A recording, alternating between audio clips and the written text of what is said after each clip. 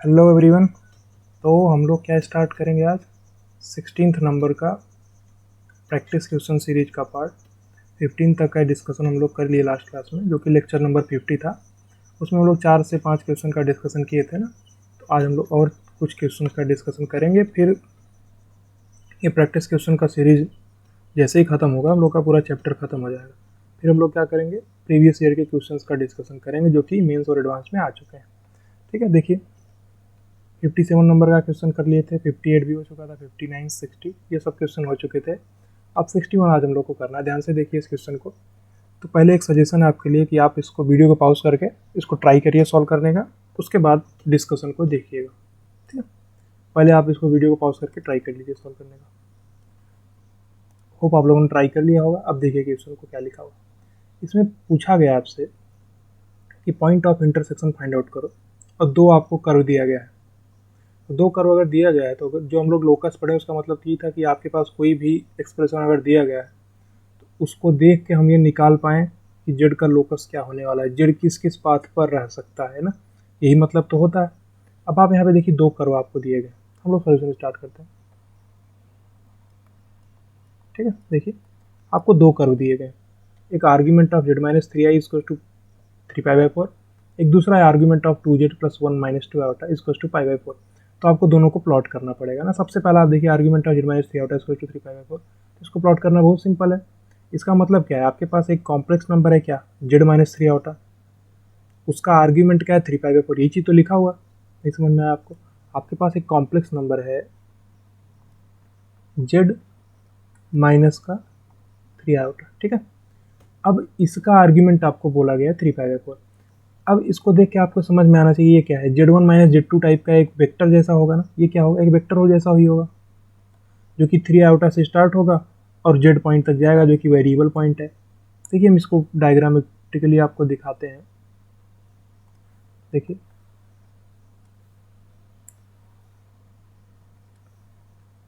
यानी कि ऐसा बोला गया आपके पास, आपका जो पॉइंट है वो Z माइनस थ्री आउटा एक कॉम्प्लेक्स नंबर होने वाला है जो 3 आउटा से स्टार्ट होगा। 3 आउटा आपका कहाँ है, कहीं यहाँ कहीं आएगा। ठीक है, ये आपका 3 आउटा पॉइंट कहीं है, यहाँ कहीं है, 0, सॉरी ये आपका क्या है 0,3 मान लीजिए पॉइंट है। सही, यहाँ पे पॉइंट है। अब चूंकि आपको बोला क्या गया है कि जो आर्ग्यूमेंट है जेड माइनस थ्री आउटा का, यानी एक वेक्टर है आपका 3 आउटा से स्टार्ट होगा, यानी अब ये 3 आउटा पॉइंट है तो यहाँ से स्टार्ट तो ऐसे भी हो सकता है, ऐसे भी हो सकता है, ऐसे भी हो सकता है, ऐसे हो सकता है। तो यहाँ पे स्टार्ट होने के बहुत सारे चांस है, किसी टाइप के बीच स्टार्ट हो सकता है। लेकिन आपसे बोला क्या गया, आपसे बोला ये गया है कि जैसा भी जेड माइनस थ्री आउटा आने वाला है उसका जो आर्ग्यूमेंट है वो 3π/4 आना चाहिए। तो 3π/4 आर्ग्यूमेंट के लिए तो एक ही फिक्स लाइन होगा ना, उसी लाइन पर ही आगे जा सकता है, तभी जाके 3π/4 एंगल मिलेगा।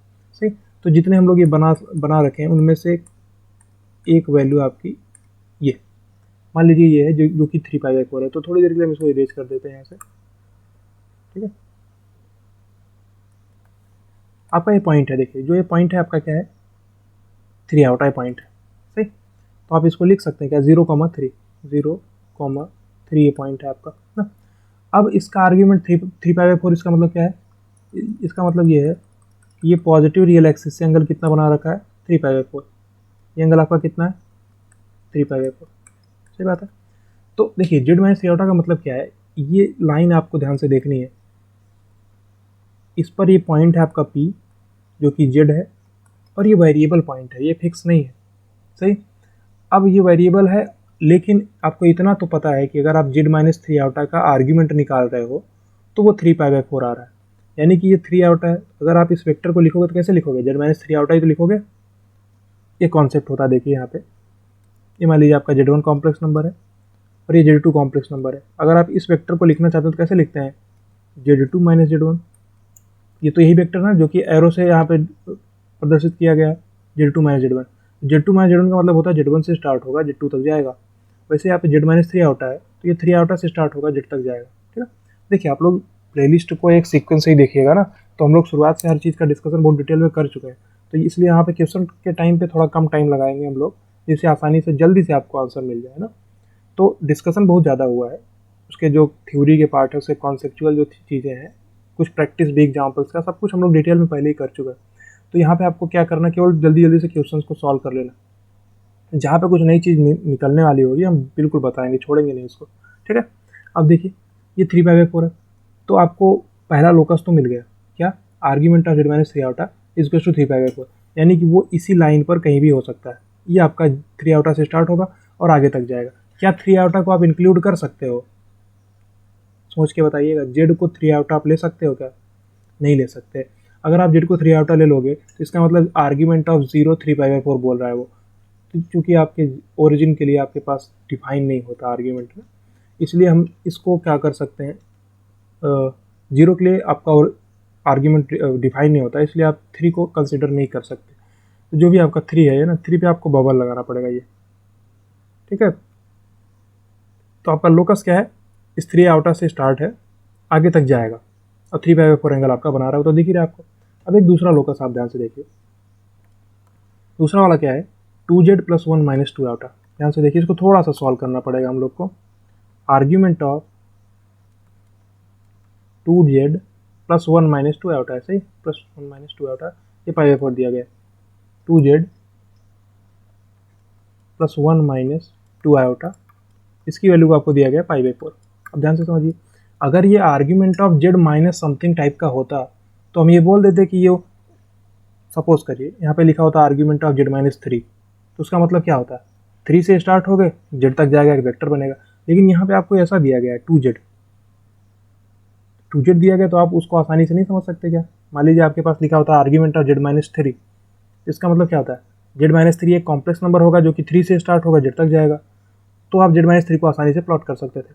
लेकिन यहाँ पर आपको 2z लिखा हुआ है, तो इसको हटाना पड़ेगा थोड़ा। मान लीजिए आप यहाँ पे ऐसा एक काम करते हैं, आर्ग्यूमेंट ऑफ 2 कॉमन निकाल लीजिए, चूँकि यही तो दिक्कत पैदा कर रहा है, तो z + 1/2 माइनस का होता, ठीक है। तो हम क्या किए हैं, 2 यहाँ से कॉमन निकालिए, ये किसके बराबर है, π/4 के बराबर है, सही। अब आप ध्यान से देखिए, इसको हम लोग और ओपन कर देते हैं। देखिए आपको पता होगा ना कि आर्ग्यूमेंट ऑफ z1 × z2 क्या होता है, argument of z1 + argument of z2, यही तो है। तो आप इस 2 को z1 मान लीजिए और इस पूरे कॉम्प्लेक्स नंबर को z2 मान लीजिए। क्या लिख सकते हैं आप इसको, argument of 2 plus argument of 2 plus argument of z + 1/2 minus का आयोटा इज इक्वल टू π/4। सही बात है, ये चीज़ आपको समझ में आ गई। आर्ग्यूमेंट ऑफ 2 कितना होगा, 0, क्योंकि ये आर्ग्यूमेंट ऑफ 2 का मतलब है 2 आपके पास पॉजिटिव रियल एक्सिस पे है, और पॉजिटिव रियल एक्सिस पे पॉजिटिव रियल एक्सिस से ही जो एंगल बनेगा वो तो 0 ही बनेगा, तो ये आपका 0 हो गया, ये आपका 0 हो गया, ठीक है, 0 बन गया। तो आपको क्या मिल रहा है यहाँ से, आर्ग्यूमेंट ऑफ, अब आप यहाँ पे ध्यान से देखिए, अगर आप ऐसा बनाना चाहते हैं, z माइनस क्या बनाएंगे आप, माइनस का 1/2 प्लस का आयोटा, ठीक है, ये किसके बराबर है, π/4 के। ये चीज़ आपको समझ में आनी चाहिए जो हम लिखे हुए, क्योंकि हमको ये पता है अगर हम argument of z minus something हमारे पास लिखा होगा तो हम उसको आसानी से बना सकते हैं, क्योंकि हमको एक चीज़ पता है कि अगर हम आर्ग्यूमेंट ऑफ z - z1 करते हैं तो क्या होगा, वो z1 से स्टार्ट होके z तक एक कॉम्प्लेक्स नंबर जाएगा, फिर हम उसका आर्ग्यूमेंट आसानी से फाइंड आउट कर सकते हैं। वैसे यहाँ पे भी है, क्या होगा, माइनस के 1/2, 1 से स्टार्ट होगा, ठीक है, या इसको आप ऐसा भी बोल सकते हो, क्या, माइनस का 1/2 प्लस का आयोटा, इससे स्टार्ट होगा, से स्टार्ट होगा, जो हमारा कॉम्प्लेक्स नंबर हमको देखना है, मतलब -1/2 प्लस आयोटा से स्टार्ट होगा और z तक जाएगा, और एंगल कितना बनाना है, π/4 बनाना है। तो आपका -1/2, 1 कहाँ पे आएगा, -1/2, 1 आपका कहीं यहाँ पे आएगा। मान लीजिए आपका -1/2, 1 कहीं यहाँ कहीं आएगा, ठीक है, ये कहीं आपका पॉइंट है। अब यहाँ से स्टार्ट होगा, -1/2, 1 से स्टार्ट होगा, अब यहाँ से स्टार्ट होगा, जाएगा कहाँ तक, z तक, सही। अब z मतलब देखिए ये आपका लोकस है, एंगल आपको कितना बनाना है, π/4। अब जो प्लॉट आप बनाएंगे दोनों, उनका इंटरसेक्शन पॉइंट आपको निकालना है, सिंपल आपको कैलकुलेशन करना है बस।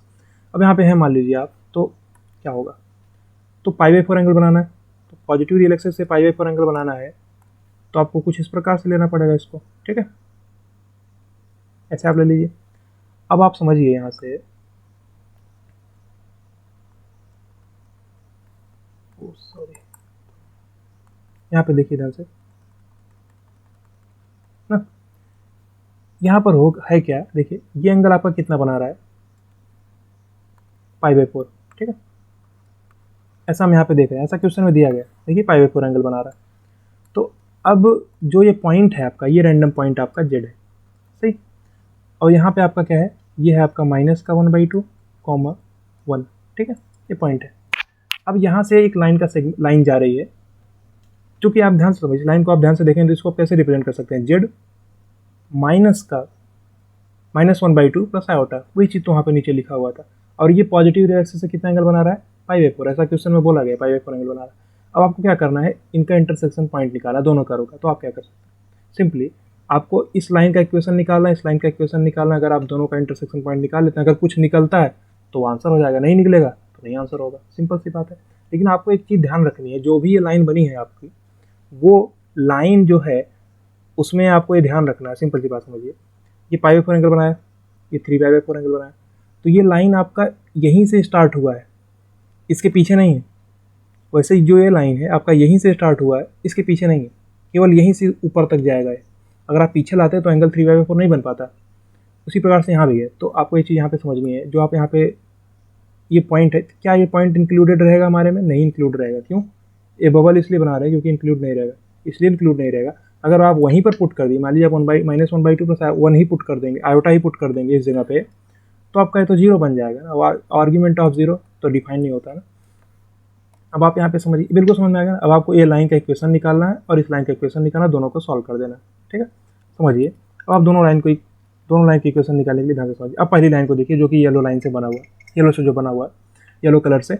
तो इसका हम लोग इक्वेशन कैसे निकाल सकते हैं, देखिए इस लाइन पे हमको एक पॉइंट पता है और इसकी स्लोप भी पता है, क्योंकि हमको पॉजिटिव रियल एक्सिस से π/4 एंगल पे है। तो स्लोप कितना है, tan थीटा, यानी tan π/4 यानी कि 1 इसका स्लोप है, और -1/2 1 एक पॉइंट से जा रहा है।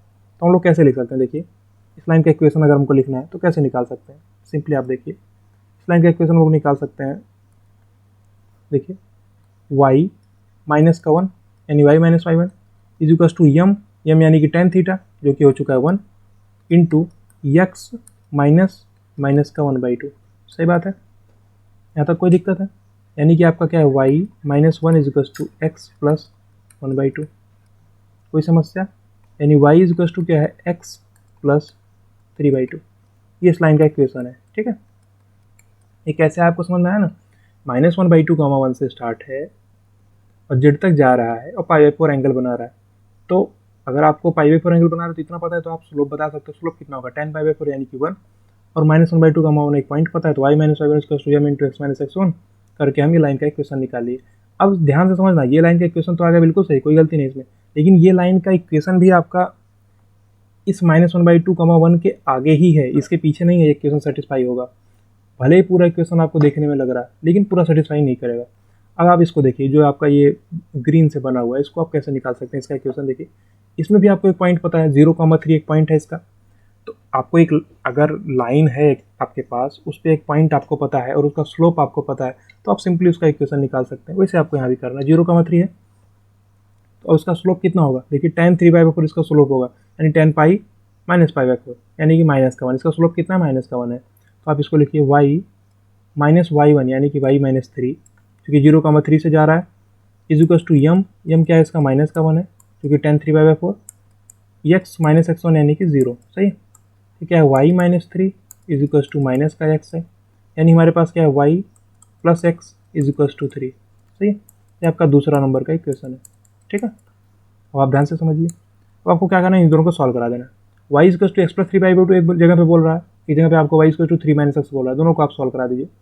अब यहाँ से अगर आप सॉल्व कराएंगे तो y का वैल्यू क्या, x प्लस 3/2 यहाँ पे आप पुट कर दीजिए, तो 2x प्लस 3/2 यहाँ से उठा के आप यहाँ पे रख दीजिए, पहले इक्वेशन से x प्लस 3/2, x प्लस 3/2 यहाँ पे पुट कर दीजिए, और x है तो 2x प्लस 3/2 इक्वल टू 3। तो x आपका क्या आ जाएगा, 3 - 3/2 यानी 3/2 यानी कि 3/4। आपका x क्या आ गया, 3/4। अगर आपका x 3/4 है और ये क्या है, 3/2 है, यानी कि ये क्या है, 6/4 है, तो 9/4। y की वैल्यू आपकी क्या आ गई,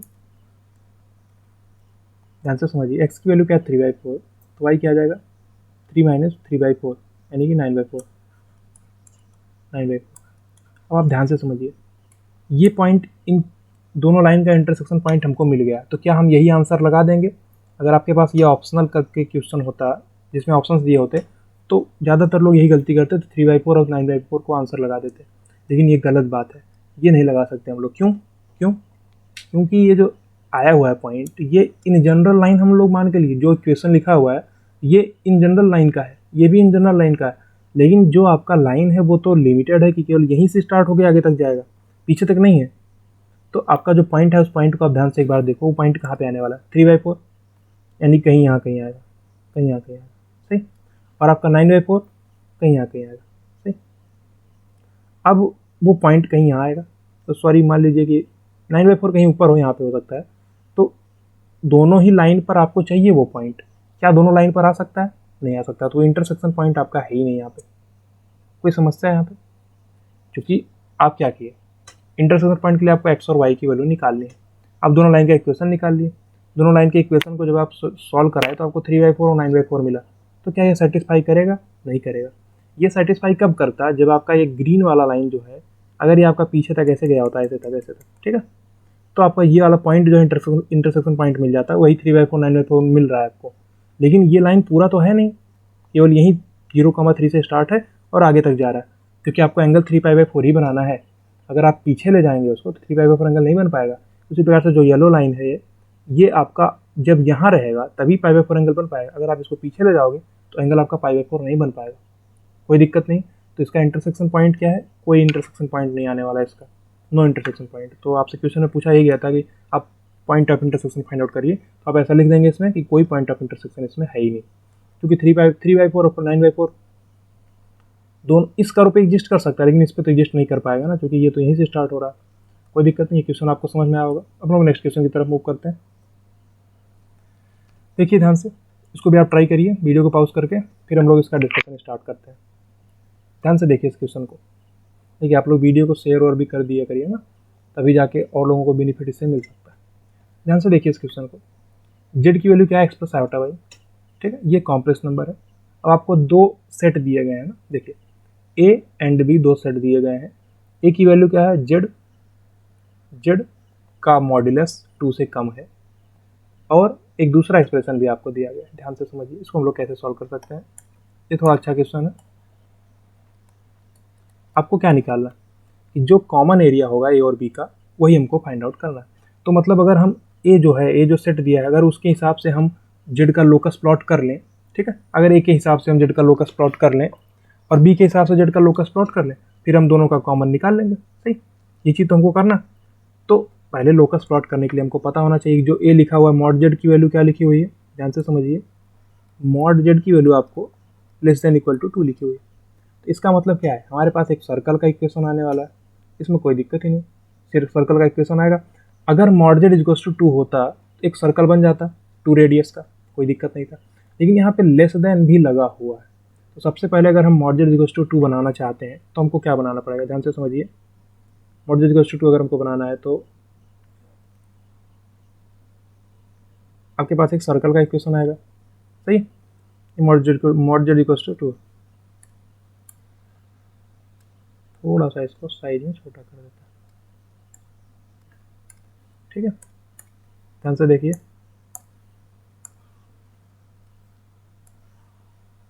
यहाँ पर जो सर्कल बना हुआ है क्या मॉड जेड = 2 का है, मॉड जेड = 2 का है। जो सर्कल आपका बना हुआ है क्या है? Mod Z = 2। ये आपका रियल एक्सिस है, ये इमेजरी एक्सिस है, ठीक है, उसको लिख नहीं रहा। अब देखिए मॉड जेड = 2 अगर होता तो आपका ये सर्कल बनता, जो कि आप यहाँ पे व्हाइट कलर के पेन से बना हुआ है। तब आपका कॉम्प्लेक्स नंबर कहीं यहाँ पे हो सकता था, कहीं यहाँ पे हो सकता था, कहीं यहाँ पे हो सकता था, कहीं यहाँ पे, इस टाइप से अगर हो सकता था। लेकिन आपका अभी क्या है? अभी आपके पास जो मॉड जेड है वो 2 से बराबर भी हो सकता है और 2 के छोटा भी हो सकता है। अगर 2 से छोटा हो सकता है तो वो कहाँ पे जा सकता है? इसके अंदर ही तो आ सकता है, इसके अंदर ही कहीं आएगा। मतलब ये जो आपका पहला लोकस आपका बन रहा है वो इसके अंदर ही कहीं आएगा। जो हम बना रहे हैं, जो अभी येलो कलर से हम दर्शा रहे हैं ना, ये ही इसका लोकस हो जाएगा, ठीक है, कोई दिक्कत नहीं, ये आपका लोकस है। मतलब कि इस सर्कल के अंदर आप किसी भी पॉइंट को ले लोगे, उसका जो मॉड जेड है वो 2 से हमेशा कम आने वाला है। ठीक, क्योंकि आप समझिए जो ये सर्कल हम बना रखे थे उसका रेडियस कितना था? 2 था। मतलब अगर आप इस सर्कल पर किसी पॉइंट पर रहोगे तब जाके आप 2 रेडियस पे हो, यानी 2 लेंथ पे हो सेंटर से, यानी उसका मॉड जेड आपका 2 है। अगर आप मॉड जेड की वैल्यू 2 से कम करना चाहते हो तो आपको सर्कल से अंदर आना पड़ेगा, यानी जो सर्कल का सरकमफेरेंस था, पहले हम सर्कल के सरकमफेरेंस पे थे, अब हमको मॉड जेड की वैल्यू 2 से कम चाहिए तो हमको अंदर आना पड़ेगा। इसलिए हम कहीं, अब आपका जो पॉइंट हो सकता है वो पॉइंट आपका कहीं ऐसे हो सकता है, यहाँ यहाँ यहाँ यहाँ ऐसे करके आपका पॉइंट यहाँ कहीं कहीं हो सकता है, ठीक है। ये रैंडम पॉइंट्स आपके पास कहीं भी हो सकते हैं। इन सब पे आपका क्या होगा, मॉड जेड की वैल्यू 2 से कम होगी। अब चूंकि इक्वल भी बोला गया है तो आपका बाहर इस जो सरकमफेरेंस है यहाँ भी रह सकता है, इन सब पे भी आपका रह सकता है जेड, ठीक है। तो आपका जेड कहीं भी रह सकता है, इस सरकमफेरेंस पे भी रह सकता है और इनके अंदर रह सकता है, बाहर नहीं जा सकता। इसको देख के हम इतना समझ सकते हैं। ये लोकस आपको समझ में आया कि नहीं? इस लोकस का मतलब क्लियरली समझ में आना चाहिए, यानी हम ए सेट को तो बना दिए ना, ऐसे हमको बी सेट भी बना देना है। अब हम ए सेट और बी सेट बना देंगे तो हम उनका कॉमन एरिया आसानी से निकाल लेंगे, कोई दिक्कत नहीं। अब आप समझिए ये पॉइंट है क्या, आपका जो ये पॉइंट है, ये वाला पॉइंट क्या है, ये 2,0 है, ठीक है। और ये आपका -2,0 है, और यहाँ पे आपका 0,2 है, और ये आपका 0,-2 है, ठीक है। अब इसके अंदर पूरे सर्कल के अंदर का जो एरिया है आपका, यही आपका क्या है, ये आपका क्या है, ये पूरा एरिया आपका, ये पहला लोकस है सेट ए जो आपका दिया गया है, ठीक है। अब हमको दूसरा भी ड्रॉ करना है, ध्यान से समझिएगा। दूसरा क्या है, ठीक है, ये आपको समझ में आना चाहिए। दूसरा आपको देखिए, दूसरा लिखा हुआ है कि 1 - iota into Z plus 1 plus iota into Z complement की वैल्यू आपको 4 से बड़ी या बराबर दे रखी है। तो इसमें तो आपके पास दो रास्ते हैं, सिंपल से। आप जो दूसरा रास्ता है वो ज़्यादातर लोग सोच नहीं पाएंगे, लेकिन हम आपको सोचना सिखा रहे हैं, ध्यान से समझिए। पहला रास्ता आपके पास यहाँ से क्या है, आप एक काम कर सकते हैं, यहाँ पे एक दूसरा रास्ता जो थोड़ा अच्छा, हमारी नज़र में सबसे अच्छा रास्ता यही होगा। अगर आप ये सोच लेते हैं तो बड़ी अच्छी बात है, अगर नहीं सोच पाते हैं तो ध्यान से देखिए। पहला तरीका जो है, आप जेड को क्या कर दो, X plus iota Y put कर दो, सिंपल। एक्स प्लस आयोटा आपको पुट कर देना, इसमें कोई दिक्कत नहीं, आप पुट करके सॉल्व करा दीजिए इसको। आप पुट करेंगे तो 1 - iota into X plus iota Y, सही है, plus 1 - iota into x minus iota Y, इसकी वैल्यू आपको 4 से बड़ी है बराबर दे रखी। सिंपली आप सॉल्व करा दीजिए, कोई दिक्कत नहीं। सॉल्व कराइए आप, X plus iota Y minus का आयोटा एक्स माइनस का आयोटा स्क्वायर यानी कि प्लस का वाई, सही, प्लस आप इसको मल्टीप्लाई कराइए तो एक्स माइनस का आयोटा वाई माइनस का आयोटा एक्स और plus iota square Y. Iota square क्या होता है, -1 होता है, यानी कि माइनस का वाई, सही। तो आप देखिए आयोटा वाई से आयोटा वाई आपका कैंसिल आउट हो जाएगा, सही। आपका ये वाई से ये वाई कैंसिल आउट हो जाएगा, कोई दिक्कत नहीं। अब आप ध्यान से समझिए, यहाँ पे आपका जो माइनस का आयोटा एक्स आया था, यहाँ पे आपका क्या है, यहाँ भी माइनस का आयोटा एक्स आया, आपको क्या दिया गया, बिल्कुल क्लियर है, यहाँ पे समझ में आया आपको। दूसरे में 1 प्लस आयोटा ना, यहाँ पे थोड़ा सा मिस्टेक हो गया, ये आपका 1 प्लस आयोटा है, 1 प्लस आयोटा यानी कि एक्स प्लस आयोटा वाई आएगा आपका, देखिए 1 प्लस आयोटा है ना। अब x plus x minus iota y यहाँ पे आएगा, सही है, तो सही है। और आपका यहाँ पे क्या आएगा, जब आप प्लस आयोटा है तो आपको प्लस का आयोटा एक्स मिलेगा, और प्लस इंटू माइनस क्या हो जाएगा, माइनस का आयोटा स्क्वायर वाई माइनस का iota square Y. Iota square क्या होता है, -1 होता है, तो प्लस का वाई आपको आ जाएगा, सही। और ध्यान से समझिए, अगर प्लस का वाई आ जाएगा तो ये कैंसिल आउट नहीं होगा ना, ध्यान से समझिए। आपका आयोटा वाई तो कैंसिल आउट हो गया, आयोटा एक्स भी आपका कैंसिल आउट हो जाएगा, सही। और आपका क्या है, एक्स है और ये भी एक्स है और आपका वाई है और 2y है, कैंसिल आउट नहीं होगा दोनों, सही। जो हम यहाँ पे कैंसिल आउट करा रखे हैं ना, ये आपका कैंसिल आउट नहीं होने वाला। एक सेकेंड, ये आपका y है, यहाँ भी आपका y है, प्लस का y है, और यहाँ भी आपका प्लस का y ही मिल रहा है। एक इसकी वैल्यू आपको 4 से बड़ी है बराबर है, तो क्या हो जाएगा, यानी कि 2x प्लस 2y की वैल्यू 4 से बड़ी है, यानी कि x प्लस y की वैल्यू 2 से बड़ी है बराबर है। तो आपको इसका भी लोकस मिल गया, सही। ये पहला तरीका था, इसमें कोई दिक्कत नहीं, आसानी से निकाल सकते। दूसरा तरीका देखिए, आपको क्या लिखा हुआ है, 1 - iota into Z plus 1 - iota into Z complement. देखिए अगर आप इस जेड को देख रहे हैं और आप इस जेड कॉम्प्लीमेंट को देख रहे हैं, देखिए दोनों में कॉम्प्लीमेंट का रिलेशन है। उसी के साथ साथ में आपके पास जो 1 - आयोटा लगा हुआ है, अगर आप इसका कॉम्प्लीमेंट लोगे तो आपको ये मिल जाएगा। इसका मतलब है आपके पास जो ये कॉम्प्लेक्स नंबर है, इसका जस्ट कॉम्प्लीमेंट आपके पास बगल में लिखा हुआ है। नहीं समझ में आया, जो आपके पास लिखा हुआ उसी का कॉम्प्लीमेंट ही तो है। अगर आप 1 माइनस आयोटा इंटू जेड का कॉम्प्लीमेंट लोगे तो क्या हो जाएगा 1 plus iota into Z complement, 1 plus iota into Z complement. तो जो आपका ये ना, ये आपका 1 प्लस आयोटा है ना, यहाँ पे आपका 1 प्लस आयोटा है। देखिए क्वेश्चन में आपके पास क्या है, ये आपका 1 प्लस आयोटा दिया गया, ठीक है। अब आपको समझना ये है कि ये आपके पास जो भी टर्म है इसी का कॉम्प्लीमेंट बगल में लिखा हुआ है। अब आप समझिए, आपको एक चीज़ पता होगा ना, अगर आप जेड प्लस जेड कॉम्प्लीमेंट करते हैं तो क्या होगा, जेड आपका एक्स प्लस आयोटा वाई है, जेड का कॉम्प्लीमेंट क्या होता है एक्स माइनस आयोटा वाई। अगर आप जेड प्लस जेड कॉम्प्लीमेंट करेंगे तो 2x हो जाएगा, यानी 2 times real part of x. तो आप इसको ऐसा लिख सकते हैं, डायरेक्टली आप लिखिए इसको 2 टाइम्स, ठीक है, real part of 1 minus iota into Z, ठीक है। डायरेक्टली इसको आप ऐसा लिख सकते हैं, 4 से बड़ा। अब 1 माइनस आयोटा इंटू जेड का है तो आप जेड को एक्स प्लस आयोटा भी लगा दीजिए, सॉल्व करा दीजिए, रियल पार्ट आपको निकालना है एक्स प्लस आयोटा वाई, यानी कि एक्स प्लस आयोटा वाई, ठीक है, माइनस का iota x, x plus iota y हमको पुट करना है, तो माइनस का आयोटा स्क्वायर वाई, यानी कि प्लस का आपका क्या है वाई। कोई दिक्कत नहीं। तो आपका रियल पार्ट क्या होगा एक्स प्लस वाई, ठीक है। इमेजरी वाले को तो आपको इग्नोर कर देना, चूंकि रियल पार्ट ही बोला जा रहा है। 2 इंटू एक्स प्लस वाई की वैल्यू आपकी 4 से बड़ी है, यानी कि एक्स प्लस वाई की वैल्यू आपकी 2 से बड़ी है, बराबर है, ठीक है। तो दोनों जगह से वही आंसर निकल के आ रहा है। देखिए वही चीज़ आपको यहाँ भी निकल के आ रही है, वही चीज़ यहाँ भी निकल के आ रही है, लेकिन दोनों जो अप्रोच है थोड़ा सा डिफरेंट है। यहाँ पे आप simply x plus iota put करके सॉल्व करा दीजिए। यहाँ पे आपको क्या करना है, यहाँ पे आपको ये सोचना है कि ये जो टर्म लिखा हुआ है उसी का जस्ट कॉम्प्लीमेंट हमारे पास के लिखा हुआ है। तो अगर हमको ये चीज़ आइडिया हो कि जेड प्लस जेड कॉम्प्लीमेंट करने में क्या मिलता है 2 times real part of Z ना, तो वही चीज़ हमारे पास यहाँ पे लिखा हुआ है, तो आसानी से हम इसको समझ सकते हैं, कोई दिक्कत नहीं।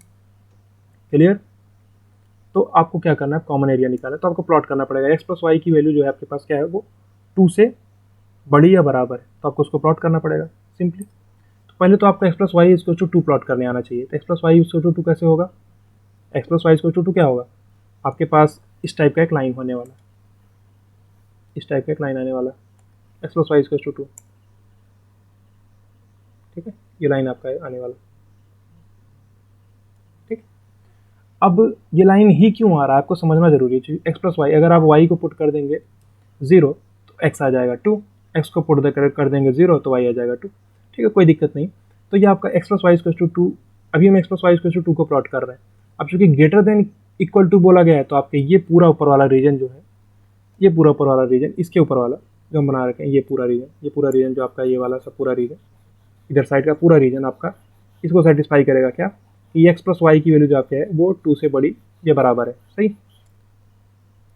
लेकिन आपको क्या बोला गया कि कॉमन एरिया, तो कॉमन एरिया आपका क्या हो जाएगा, ये वाला एरिया जो आपका है कॉमन एरिया हो जाएगा। कौन सा एरिया, ये एरिया आपका हो जाएगा कॉमन एरिया, ये वाला एरिया आपका कॉमन एरिया है, ठीक है, इतना एरिया आपका कॉमन है क्योंकि ये सर्कल में भी है और आपके x plus y greater than 2 में भी है। क्लियर, ये एरिया आपका कॉमन है।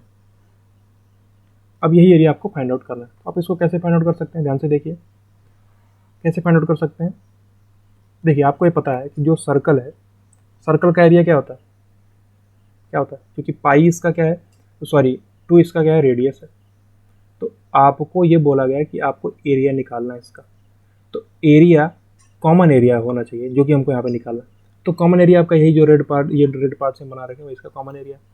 तो अब उसको फाइंड आउट करने के लिए आप क्या कर सकते हैं, पहले तो अगर आप एक ये जो फर्स्ट क्वाड्रेंट में इसका एरिया अगर आप वो निकाल लें, उसमें से ट्रायंगल का एरिया माइनस कर देंगे तो आपको वो एरिया मिल जाएगा, सही। तो एक काम करिए आप, तो पूरा इसको जो है एरिया क्या हो जाएगा, पाई इंटू 2 स्क्वायर, ये तो पाई आर स्क्वायर क्या हो जाएगा, पूरे का एरिया है, सही।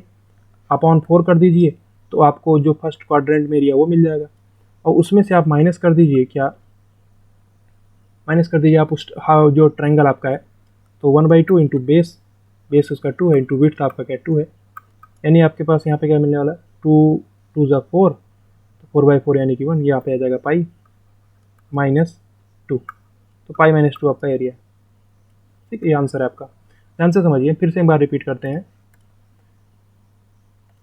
देखिए हमको क्या बोला गया है क्वेश्चन में कि आपको ओवरलैपिंग एरिया निकालना है। अगर हम module less than equal to 2 को ड्रॉ कर दिए, उसके बाद हम 1 जो आपका दूसरा बी वाला सेट था उसको भी हम ड्रॉ कर दिए, और फिर जो इनके कॉमन पार्ट होंगे वही हमको एरिया निकालना है। तो आपका कॉमन पार्ट क्या है, जो रेड पेन से आपका यहाँ पे दर्शाया गया है। तो आप इस एरिया को कैसे निकाल सकते हैं कि पूरा जो फर्स्ट क्वाड्रेंट में सर्कल का एरिया है वो निकाल लो, उसमें से आप माइनस कर दो इस ट्रायंगल के एरिया को, तो आपको यही एरिया तो मिलेगा, यानी कि आपका पाई आर स्क्वायर पूरे सर्कल का एरिया है, सही बात है। अपॉन में आप क्या कर दो 4 करने का मतलब आपको केवल एक क्वाड्रेंट का एरिया मिल जाएगा।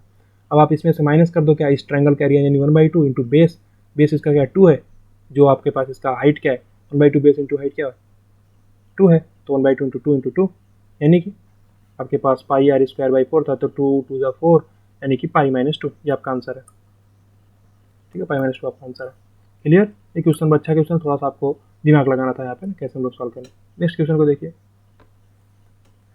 ध्यान से देखिए क्या निकालना हमको, area bounded by argument of z less than equal to pi by 4 and z-1 का जो मॉडुलस है वो z-3 के मॉडुलस के छोटा है। ठीक है, ध्यान से समझिए, इसको भी थोड़ा सा हम लोग सॉल्व करते हैं। देखिए सबसे पहले अगर आप ग्राफिकल अप्रोच अपनाते हैं तो आपको काफ़ी आसानी हो जाएगा। तो ग्राफ सबसे पहले आपको बनाने आना चाहिए। सबसे पहले आप सिंपली प्लॉट कर दीजिए, हमको प्लॉट करना है यहाँ पे। तो सबसे पहले आप देखिए क्या लिखा हुआ, आर्ग्यूमेंट ऑफ जेड की वैल्यू पाई बाई 4 से कम है, अभी यहाँ पे लिखा हुआ है मॉड ऑफ आर्ग्यूमेंट जेड, यानी कि उसका मॉडुलस आपको देखना है। तो इसका मतलब देखिए आर्ग्यूमेंट ऑफ जेड क्या है, एक एंगल है, अब उसका हमको मॉडुलस देख लेना। मतलब ये है कि हमको उसका ये जो मॉडुलस है, ये मॉडुलस आपका कॉम्प्लेक्स नंबर वाला मॉडुलस नहीं है, ये मॉडुलस आपका जैसे मान लीजिए -4 का मॉडुलस क्या होता है, आप उसका -4 का मॉड ले लो, मॉड फंक्शन वाला मॉड है, तो क्या बना देगा, उसको पॉजिटिव बना देगा, यानी जो आर्ग्यूमेंट ऑफ जेड है आपका वो क्या है, पाई बाई 4 से कम या बराबर है। तो आप ऐसा लिख सकते हो ना, ध्यान से समझो, अगर आपका आर्ग्यूमेंट ऑफ जेड इसका जो मॉडुलस है ये आपको पाई बाई 4 से कम या बराबर दे रखा है, तो अगर आपको केवल आर्ग्यूमेंट ऑफ जेड निकालना तो क्या आ जाएगा वो, देखिए ये पूरा एक पॉजिटिव वैल्यू है, अगर आप दोनों साइड में स्क्वायर करेंगे तो एक्स स्क्वायर, मान लीजिए जिसको आप एक्स मान लेते हैं, x square less than equal to pi by 4 का होल स्क्वायर, यानी x plus pi by 4 into x minus pi by 4 less than 0। तो इसकी जो वैल्यू आएगी वो क्या आएगी, माइनस पाई बाई 4 से पाई बाई 4 के बीच में ही आएगी। तो आर्ग्यूमेंट ऑफ जेड की वैल्यू क्या है, वो माइनस के पाई बाई 4 से पाई बाई 4 के बीच में आएगी। सही बात है, क्योंकि आपको ओवरऑल मॉडुलस क्या है, ओवरऑल जो इसका मापांक है वो कितना चाहिए, पाई बाई 4 से कम चाहिए, माइनस पाई बाई 4 से ज़्यादा होगा तभी जाके इसका पूरा मॉडुलस आपका पूरा जो इसका मॉड है वो क्या आएगा, पाई बाई 4 से कम या बराबर आएगा। यहाँ तक कोई समस्या होनी नहीं चाहिए। अब ये कैसे आ रहा है, देखिए ये पूरा इनइक्वलिटी सॉल्विंग का पार्ट है। मान लीजिए आप इस पूरे पार्ट को एक्स मान लेते हैं तो क्या हो जाएगा, एक्स स्क्वायर की value less than pi square by 4, तो पाई स्क्वायर बाई 4 स्क्वायर लिख सकते हैं आप। यहाँ पे आ जाएगा एक्स प्लस पाई बाई 4 इस साइड में ले आके into x minus pi by 4, ठीक है, लेस देन इक्वल टू 0। तो आपको यहाँ पे माइनस का पाई बाई 4 है और ये आपका पाई बाई 4 है, तो प्लस माइनस प्लस आपका ये वाला आंसर माइनस पाई बाई 4 से पाई बाई 4 आपका आंसर हो जाएगा ना। तो लेकिन ये इनइक्वलिटी कहता है तो आपका आइडिया पहले से ही होगा ना, ठीक है, तो इसलिए हम डायरेक्टली यहाँ पे लिख दिए। यानी आर्ग्यूमेंट ऑफ जेड की जो वैल्यू है वो क्या है, आर्ग्यूमेंट ऑफ जेड की वैल्यू माइनस पाई बाई 4 से बड़ी है और पाई बाई 4 से छोटी है। तो अगर हमको ये प्लॉट करना होता, ध्यान से समझिए आप, अगर हमको ये प्लॉट करना होता argument of z is equal to pi by 4 तो हम प्लॉट कर सकते थे। अगर हमको आर्ग्यूमेंट ऑफ जेड प्लॉट करना होता माइनस का पाई बाई 4 तो हम आसानी से प्लॉट कर सकते थे। अगर हम ये दोनों प्लॉट कर सकते हैं तो हम इसको भी प्लॉट कर सकते हैं। अगर आप आर्ग्यूमेंट ऑफ जेड निकालिए पाई बाई 4 तो उसका प्लॉटिंग क्या होगा, आर्ग्यूमेंट ऑफ जेड की वैल्यू पाई बाई 4, यानी कि आपका कुछ इस प्रकार से होगा। सही, ये आपका argument of z equals to pi by 4 है। Argument of z equals to minus pi by 4 क्या होगा, argument of z equals to minus pi by 4 आपका कहीं यहाँ से आएगा, ठीक है, ये सही है। तो पहला आपका argument of z equals to pi by 4 है और ये argument of z equals to minus pi by 4 है। लेकिन आपसे बोला क्या गया, माइनस पाई बाई 4 से आपका आर्ग्यूमेंट जेड का ज़्यादा होना चाहिए और पाई बाई 4 से कम होना चाहिए। यानी कि पाई बाई 4 से कम होने का मतलब कि इधर साइड का ये पूरा रीजन, पाई बाई 4 से कम होने का मतलब आपका ये रीजन, ठीक है, ये रीजन, ठीक है, ये रीजन, और आपके माइनस पाई बाई 4 से बड़ा होने का मतलब कि ये रीजन, ठीक है, ठीक है, और ये पूरा रीजन आपका, पूरा रीजन, सब रीजन कवर हो जाएगा इसी में, ठीक है, यानी कि पूरा रीजन आपको यहाँ पे कवर कर लेना, ठीक है। अब इसके में इस पूरे रीजन में अगर आपका कहीं भी कॉम्प्लेक्स नंबर आने आएगा तो वो कॉम्प्लेक्स नंबर का जो आर्ग्यूमेंट होगा वो माइनस पाई बाई 4 से तो बड़ा ही होगा या बराबर भी हो सकता है, क्योंकि इक्वलिटी का साइन लगा हुआ है। तो आपका इस पूरे रीजन में कहीं भी हो सकता है और इस लाइन पे भी हो सकता है, इस लाइन पे भी हो सकता है। सही, ऐसा क्वेश्चन हमको बोला गया था ना कि आर्ग्यूमेंट ऑफ जेड का जो मॉड है वो पाई बाई 4 से कम या बराबर हो सकता है, यानी कि आर्ग्यूमेंट ऑफ जेड की जो वैल्यू है वो माइनस पाई बाई 4 से पाई बाई 4 के बीच में आएगी। तो जो हम पहला ग्राफ बना रहे थे ये आपका क्या है, argument of z is equal to pi by 4 है। ये जो दूसरा ग्राफ है आपका ये क्या है, argument of z is equal to minus का पाई बाई 4। ठीक है, अब आप ये दोनों को बना दिए हैं तो इनके बीच का रीजन इसका हो जाएगा ये पूरा पार्ट जो पहला लोकस है, पहला लोकस बन गया। अब दूसरा लोकस आपको ध्यान से देखना, दूसरा लोकस क्या है, जेड माइनस 1 का modulus less than Z minus 3 का मॉड्यूलस। ठीक है, इसका मतलब है आपके कि जेड की डिस्टेंस 1 से कम है जेड की डिस्टेंस 3 से। तो इसके लिए आपको एक कॉन्सेप्ट हम बताए थे ना कि जेड माइनस अगर आपके पास लिखा हुआ है, दो चीज़ आपको बताए थे, जेड माइनस जेड वन का मॉडुलस अगर आर है तो इसका मतलब जेड वन सेंटर होगा, आर रेडियस का सर्कल बन जाएगा। और इसके लिए एक कॉन्सेप्ट और बताए थे हम, क्या, अगर आपका z minus z one is to z minus z two है तो क्या होगा, जेड का लोकस क्या होता है, जेड वन और जेड टू को मिलाने वाली लाइन के परपेंडिकुलर बाइसेक्टर का जो उसका परपेंडिकुलर बाइसेक्टर होगा वही जेड का लोकस होता है। ये चीज़ हम बताए हुए थे, लेकिन यहाँ पे थोड़ा डिफरेंट है, क्या, जेड माइनस वन का मॉडुलस आपके पास बराबर नहीं है जेड माइनस थ्री के मॉडुलस के, लेस देन है। तो लेस देन है तो भी उससे हम लोग रिलेट कर सकते हैं। तो आप वैसे करिए या आप इसको सिंपली जेड को एक्सप्रेस आउट पुट करके सॉल्व भी करा सकते हैं, तो भी आपको एक एक्सप्रेशन मिल ही जाएगा। ठीक है, थोड़ा सा कैलकुलेशन यहाँ पे करना पड़ेगा लेकिन हम लोग सॉल्व करके देखते हैं। एक्सप्रेस आयोटा पुट करिए, ये हो जाएगा x minus one plus iota y का modulus less than x minus three plus iota y का मॉडुलस। सिंपली इसको सॉल्व कराना, कैलकुलेशन है केवल। ये हो जाएगा एक्स माइनस वन का whole square plus y square का अंडर रूट आएगा, इधर भी अंडर रूट आएगा, दोनों साइड स्क्वायर कराएंगे तो अंडर रूट हट जाएगा। एक्स माइनस थ्री का whole square plus y square से वाई स्क्वायर आपका कैंसिल आउट हो जाएगा। अब आपका ये क्या है, एक्स माइनस थ्री का whole square, x minus three का whole square minus x minus one का whole square greater than zero हो जाएगा। सही है, यहाँ तक कोई समस्या नहीं है। अब आप यहाँ पे स्क्वायर माइनस बी स्क्वायर का फॉर्मूला लगा दीजिए, तो x minus three plus x minus one into x minus three minus x plus one, सही, is greater than equal to zero बोल रखा। तो यहाँ आपको यहाँ से आपको क्या मिल जाएगा, टू एक्स माइनस का फोर। ठीक है, यहाँ से आपको क्या मिल जाएगा, माइनस का टू ग्रेटर देन जीरो। सही है, तो यहाँ पे आपको इतना चीज़ समझ में आना चाहिए हम लोग कैसे लिख रहे हैं इसको। सही बात है, आपको बोला गया जेड माइनस वन का जो लेंथ है वो क्या है, जेड माइनस थ्री के लेंथ से कम है, जेड माइनस थ्री के मॉडुलस के लेंथ से। सही, अब आप यहाँ पे देखिए, क्योंकि माइनस का टू है, माइनस टू को आप उस साइड भेजेंगे तो जो उसका इनइक्वलिटी का साइन है वो चेंज हो जाएगा, यानी कि एक्स माइनस टू आपका क्या है, लेस देन जीरो हो जाएगा, यानी कि आपका एक्स लेस देन टू। सही, डायरेक्टली इनइक्वलिटी को सॉल्व किया और कुछ नहीं करना था इसमें, इनइक्वलिटी को सॉल्व ही करना था। अब एक्स की वैल्यू आपके टू से कम आएगी, ध्यान से समझिए। पहले आप दोनों पॉइंट को दर्शाइए, जो कि आपके क्या था, वन, वन आपका कहीं कहीं आएगा, ये आपका वन कहीं आएगा, ये आपका थ्री है। सही, आपका सॉरी वन माइनस वन थोड़ा वन है ना, ये आपका वन कॉमा जीरो है और ये आपका थ्री कॉमा जीरो है। तो अगर नॉर्मली जेड माइनस वन का modulus is equal to z minus three का मॉडुलस दिया होता तो जो इनका लोकस होता क्या होता जेड का, इसके परपेंडिकुलर बाइसेक्टर पे, यानी जो लाइन आप मिला रहे हैं वन से थ्री को इसके परपेंडिकुलर बाइसेक्टर पर ही जाता, यानी कि आपके पास कुछ इस प्रकार का केस बनता, कुछ इस प्रकार का केस बनता। ठीक है, ऐसा इस लाइन पर कहीं जा सकता था ना, ये टू है, ये क्या है आपका x is equal to two है। सही, लेकिन ऐसा नहीं है क्या आपकी जेड माइनस वन का जो लेंथ है, देखिए अगर इस मिड पॉइंट पे आता तो ये लेंथ बराबर ये लेंथ होता, लेकिन मिड पॉइंट पे नहीं है, आपका जो लेंथ है जेड माइनस वन का मॉडुलस का वो कम है, यानी पॉइंट कहीं आ सकता है। अगर यहाँ कहीं आएगा तो जो ये लेंथ है ये कम है और यहाँ से लेकर के थ्री वाली लेंथ आपकी ज़्यादा है। ये चीज़ समझ में आई? तो आपका जो यहाँ पे देखिए ध्यान से समझिए, ये लिखा हुआ है एक्स लेस देन टू, यानी एक्स लेस देन टू का मतलब ही ये है कि आपके पास ये रीजन, पूरा region x less than two. ठीक है, एक्स लेस देन टू ये आपका रीजन है। सही, यहाँ पे आपका एक्स लेस देन टू है जो कि इसको सेटिस्फाई कर भी रहा है। ये आप नॉर्मली वैसे भी समझ सकते थे, जेड माइनस वन का जो मॉडुलस है वो हमेशा जेड माइनस थ्री के मॉडुलस से कम होना चाहिए। तो इस रीजन में आपका जेड कहीं भी आ सकता है, आपका जेड यहाँ आ सकता है, यहाँ आ सकता है, यहाँ आ सकता है, यहाँ आ सकता है, यहाँ आ सकता है। इस सब जगह पे अगर आपका जेड आएगा तो आपका जो जेड माइनस वन का मॉडुलस है वो जेड माइनस थ्री के मॉडुलस से कम आएगा। इसका मतलब ये होता है, ये बाहर भी जा सकता है, इसके बाहर भी जा सकता है, लेकिन हमको कॉमन एरिया निकालना है। तो कॉमन एरिया हमको कैसे निकालना है, ध्यान से समझिए।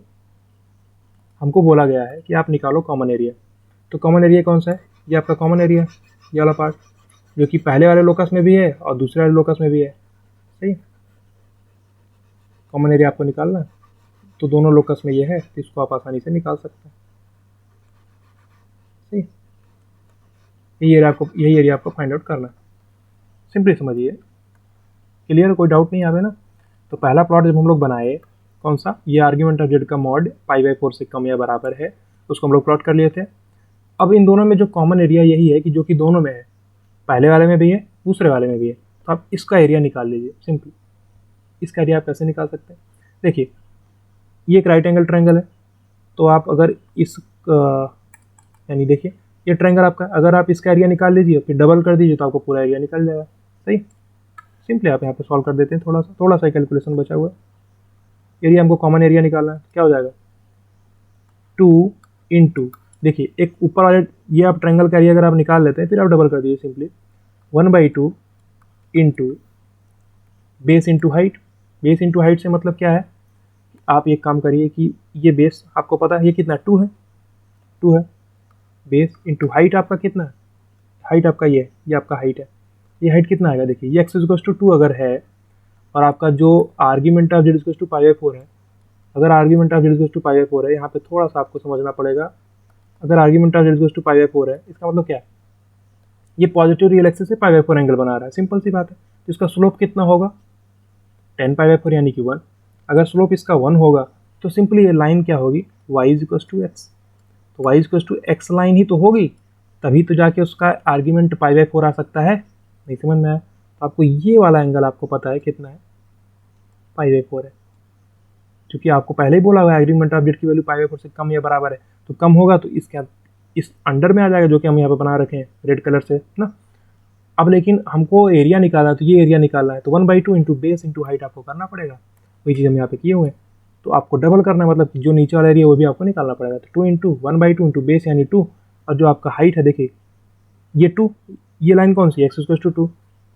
अब आप x=2 और y=x के इंटरसेक्शन पॉइंट को निकालेंगे, तो आपका जो ये पॉइंट है क्या है, ये पॉइंट आपको जाएगा 2,2, यानी लेंथ आपकी y में भी 2 ही है, तो 2 है, सही बात है। तो ये एरिया आपका क्या आ जाएगा 1/2 इंटू बेस इंटू हाइट है, तो आपका ये 2 से 2 कैंसिल आउट, आपका 4 इसका आंसर है, ठीक है, 4 इसका आंसर है। क्वेश्चन थोड़ा अच्छा था, आपको यहाँ भी समझना था, थोड़ा सा हम इसको जूम आउट करते हैं, ध्यान से देखिए क्वेश्चन को, क्लियर। तो सबसे पहले आपको क्या करना है, आपको पहला जो आर्ग्यूमेंट ऑफ जेड का मॉड दिया हुआ है π/4 से कम या बराबर, तो आप पहले उसको प्लॉट कर दीजिए, ठीक है।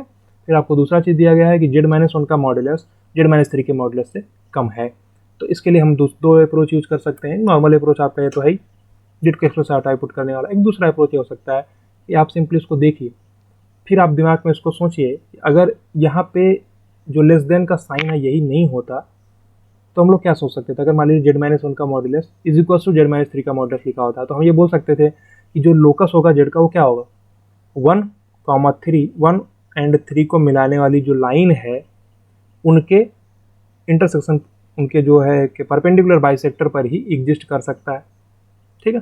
लेकिन यहाँ पे ऐसा नहीं है, यहाँ पे आपका लेंथ वाला कम है, तो आपको इस जो z=2 है इसके इधर साइड ही होना पड़ेगा, तभी जाके लेंथ आपका z-1 के मॉडुलस का कम हो सकता है। कोई दिक्कत नहीं, इतना पॉइंट आपका क्लियर है।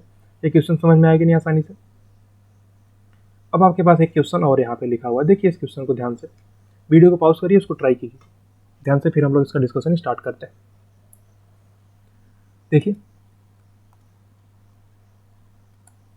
क्या लिखा हुआ, यहाँ पे लिखा हुआ है कि Z3 जो है वो क्या है 1 minus lambda into Z1 plus lambda Z2। ध्यान से समझिए थोड़ा सा, ये थोड़ा अच्छा क्वेश्चन, आपको थोड़ा सा यहाँ पे मैनिपुलेशन करके समझना पड़ेगा क्या लिखा हुआ। देखिए Z3=1 minus lambda into Z1 plus lambda Z2, यानी कि अगर आप निकालना चाहते हैं Z1 Z2 Z3 कहाँ पे रहेगा, थोड़ा सा आप यहाँ पे कैलकुलेशन करिए। देखिए Z3 लिखा हुआ, ये क्या है Z1 माइनस का lambda Z1 plus lambda Z2, सही बात है। यानी आप ऐसा लिख सकते हैं ना, Z3 minus Z1 is equal to lambda times Z2 minus Z1, ऐसा आप लिख सकते हैं, यहाँ तक कोई समस्या नहीं। अब इस चीज़ को आप देखिए, इसका मतलब क्या हो सकता है कि Z3 माइनस Z1 जो है वो lambda times Z2 minus Z1 के बराबर है, यानी कि जो Z1 एक मान लीजिए पॉइंट है, तो Z3 माइनस Z1 क्या होगा, Z1 से निकलने वाला एक वेक्टर होगा जो कि Z3 तक जाएगा। अब ये lambda times Z2 minus Z1 है, थोड़ा आप यहाँ पे समझिए, हम आपको थोड़ा सा डायग्रामेटिकली आपको समझाते हैं। मान लीजिए Z1 पॉइंट है, एक पॉइंट है Z1 ये, ठीक है। तो आप Z1 से लेकर के Z3 तक मान लीजिए गए, सही। अब दूसरा आपका Z2 तक आप गए, मान लीजिए आपका ये Z2 है और ये Z3 है और आपका ये वाला फिक्स पॉइंट जो है Z1 है। तो जो आपका Z1 माइनस Z2 है, ये जो सॉरी Z2 माइनस Z1 है, आपका क्या है, ये Z2 माइनस Z1 एक वेक्टर है और ये आपका क्या है Z3 माइनस Z1। अब देखिए हमसे बोला गया कि जो Z3 माइनस Z1 वेक्टर है वो lambda times Z2 minus Z1 vector के बराबर होगा। तो क्या ये इस प्रकार से रह सकते हैं? नहीं रह सकते। इसका मतलब ही ऐसा हो गया। आप थोड़ा सा यहाँ पे मैनिपुलेशन करिए, समझ में आएगा। देखिए Z3 माइनस Z1 अपॉन में Z2 माइनस Z1, ये किसके बराबर है? लेमडा के बराबर है। नहीं समझ में आया? अगर आप इसका आर्ग्यूमेंट निकालेंगे, मान लीजिए आर्ग्यूमेंट आप निकालते हैं Z3 माइनस Z1 अपॉन में Z2 माइनस Z1, ठीक है। ये वैल्यू आपको देखनी है। अब ये वैल्यू लेमडा बोला गया आपका रियल नंबर है, जीरो नहीं हो सकता, जीरो नहीं हो सकता। रियल नंबर में आपका पॉजिटिव भी हो सकता है, नेगेटिव हो सकता है। अगर आपका लेमडा पॉजिटिव आएगा, ये लेमडा है, आर्ग्यूमेंट ऑफ लेमडा भी आपको देखना पड़ेगा, ठीक है। Argument of lambda, argument of lambda, सही। थोड़ा सा यहाँ पे सही से लिख देते हैं इसको, ठीक है। ये क्या लिखा हुआ है? Argument of lambda. अब लेमडा अगर पॉजिटिव होगा तो आर्ग्यूमेंट आपका जीरो आ जाएगा, क्योंकि मान लीजिए 4 5 6 ऐसे करके है, तो आपका आर्ग्यूमेंट क्या आ जाएगा? जीरो। अगर आपका लेमडा नेगेटिव में रहेगा तो आपका आर्ग्यूमेंट क्या आ जाएगा? पाई, सही। सिंपल सी बात है। तो सिंपल सा, कुछ भी हो, पाई हो या जीरो हो, तो लेकिन आपको देख के कंक्लूजन समझ में आना चाहिए कि जो Z3 माइनस Z1 है वो Z2 माइनस Z1 से या तो जीरो एंगल पे होगा या तो 180 डिग्री एंगल पे होगा। नहीं समझ में आया? जो इसका मतलब होता है, देखिए argument of Z1 upon Z2 का मतलब क्या होता है? Argument of Z1 upon Z2 का मतलब क्या होता है? अगर ऐसा लिखा हुआ argument of Z1 upon Z2 two theta, मतलब कि Z1 जो कॉम्प्लेक्स नंबर है वो Z2 से थीटा एंगल पर है, लेकिन यहाँ पर जो आपका थीटा आएगा वो या तो जीरो आएगा या तो 180 डिग्री आएगा। मतलब ही ऐसा है कि आप समझिए इस चीज़ को। अगर ऐसा लिखा होता, मान लीजिए ये Z2 आपका इस टाइप का, ये Z1 है, सही। और आपका ये इधर साइड में आप गए और आप इधर साइड में गए, सही। अब आप इसको देखिए, ये आपका Z2 हो गया, ये आपका Z1 हो गया, ये आपका Z3 हो गया। तो आपका जो Z3 माइनस Z1 है यानी कि ये वाला वेक्टर, और आपका Z2 माइनस Z1 यानी कि ये वाला वेक्टर, सही। अब ये वाला वेक्टर पूरा इस वेक्टर का लेमडा टाइम्स हो सकता है। क्यों नहीं हो सकता? बिल्कुल हो सकता है। इस टाइप का केस आप बन सकता है, या ऐसा भी बन सकता है कि आपके पास मान लीजिए कि, सही, सिंपल सा ये केस बन सकता है। मतलब आपको देखिए इसको देख के आप समझ सकते हैं ना, और कुछ ज़्यादा सोचने का नीड ही नहीं है। इसको देख के आप समझ सकते हैं कि तीनों को कोलिनियर होना ही पड़ेगा। कोलिनियर आपको समझ में आना चाहिए। देखिए कोलिनियर का मतलब ये है कि Z1 Z2 Z3 आपके पास एक ही लाइन पर आएंगे। अब वो एक ही लाइन पर किसी टाइप के भी हो सकता है, ऐसे इस टाइप का केस है ना, ऐसे आपका कोई और भी केस बन सकता है ना, लेकिन रहेंगे एक लाइन पर ही। क्योंकि देखिए ये जो निकल के आ रहा है ना, ये अपने आप में बहुत इंपॉर्टेंट चीज़ आपको दे रहा है कि जो Z3 माइनस Z1 है वो lambda times Z2 minus Z1 है। यहाँ पे आप देखिए जो Z3 माइनस Z1 है वो lambda times Z2 minus Z1 है, यानी इस वेक्टर का लेमडा टाइम्स ये है। तो क्या ये किसी एंगल पर रह सकते हैं जीरो और 180 डिग्री के अलावा? कोई चांस ही नहीं है। जीरो डिग्री पर रहेंगे तभी तो एक कोलिनियर हो जाएंगे, अगर 180 डिग्री पर रहेंगे तो भी कोलिनियर हो जाएंगे, सही है। इस प्रकार का केस नहीं बन सकता। जो इनके बीच का एंगल आपका बना हुआ है थीटा, ये थीटा आपका जब तक जीरो और 180 डिग्री नहीं होगा तब तक ये सेटिस्फाई नहीं होगा। नहीं समझ में आया? क्योंकि आप समझिए Z3 माइनस Z1 है, ये एक वेक्टर है। हम आपको थोड़ा सा यहाँ पे समझाते हैं। मान लीजिए Z लिखा हुआ है, Z1 लिखा हुआ है। अगर ये लेमडा Z2 लिखा हुआ है, इसका मतलब क्या है? Z2 एक वेक्टर है, उसी की डायरेक्शन में उसका लेमडा टाइम्स Z1 भी है। इसी प्रकार से तो केस बनता है। नहीं समझ में? वही चीज़ तो यहाँ पे भी है। क्लियर है आपको? आसानी से समझ जाना चाहिए आपको इसको। तो कोई डाउट है इसमें? बिल्कुल डाउट नहीं होना चाहिए। आसानी से समझ लिया आपने। तो क्या होगा? कोलिनियर इनको होना ही पड़ेगा, कोई समस्या नहीं। तो हम लोग आगे चलते हैं नेक्स्ट क्वेश्चन की तरफ।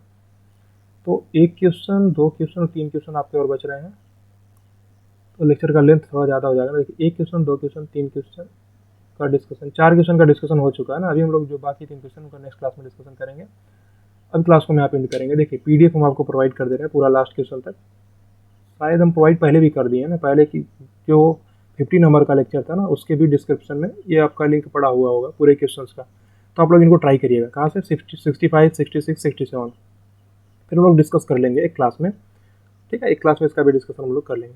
यहाँ तक हम लोग डिस्कशन आज कर लिए, ठीक है। तो उस क्लास को हम लोग यहाँ पे एंड करेंगे। डिस्कशन हो गया कई सारे क्वेश्चंस का, डिटेल में डिस्कशन हुआ। अच्छे अच्छे क्वेश्चंस हैं, इनका प्रैक्टिस आपको होना ज़रूरी है। ऐसे क्वेश्चंस पेपर में पूछे जा सकते हैं ना, ऐसे कोलिनियर करके आपका ऐसा क्वेश्चन भी पूछा जा सकता है। तो क्लास को यहाँ पे हम लोग एंड करेंगे। तो आप लोग वीडियो को लाइक, कमेंट और शेयर भी कर दीजिएगा, अपने दोस्तों तक पहुँचा दीजिएगा। देखिए ये चैप्टर तो खत्म हो रहा है, ऐसे और भी हम लोग कई सारे चैप्टर्स का डिस्कशन करेंगे बीच बीच में, आपके पास सब चैप्टर स्टार्ट होते रहेंगे, ठीक है। तो क्लास को एंड करते हैं। Thank you so much.